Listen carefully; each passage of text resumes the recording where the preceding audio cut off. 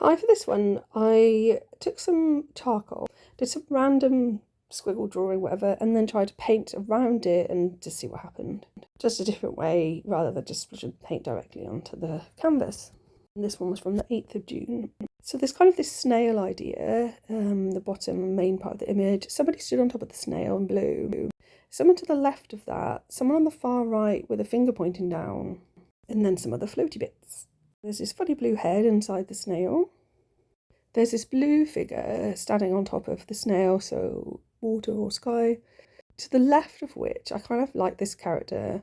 Reminded me a little bit of I think she's Betty Cook, something Cook, Beryl Cook. She kind of paints these sort of larger ladies. And it sort of strikes me as this larger lady, but she's showing off her sexy leg. But this one in blue is saying, yes, you have a sexy leg, don't worry about it.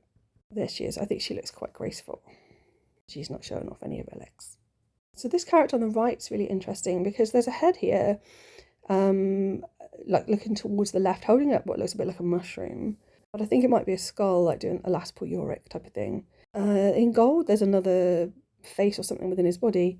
But from a zoomed out point of view, this character actually looks like somebody who's looking towards the right, and there's the one with the finger pointing, which makes me think there's sort of acting associations, perhaps a theatre, that type of thing. And then there's this squiggle here, which is like a person but with a paintbrush on their head. And they're doing really well because they managed to paint part of the gold inside a leaf. And the bottom half of that snail, turned to the side, looks a bit like a person who's sort of a bit slumped, getting a bit tired from carrying snails around. Thanks for listening.